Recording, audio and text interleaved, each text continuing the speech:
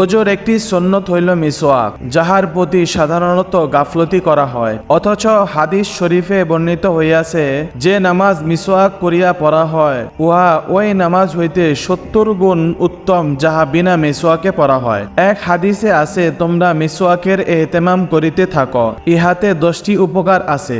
1. মুখ পরিষ্কার করে। 2. আল্লাহ তাআলার সন্তুষ্টির কারণ হয়। 3.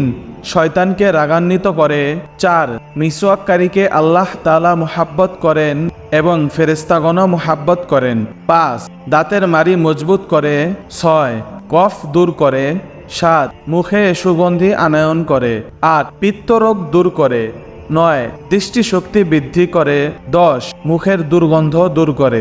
সর্বোপরি মিসওয়াক করা সুন্নত। উলামায়ে একরাম লিখিয়াছেন, মিসওয়াকের এহতেমাম করার মধ্যে 70টি উপকার রহিয়াছে। তন্মধ্যে একটি এই যে মৃত্যুর সময় কালেমায়ে শাহাদাত নসিব হয়। কিন্তু মিসওয়াকের বিপরীতে আফিম সেবনে 70 প্রকার ক্ষতি রহিয়াছে।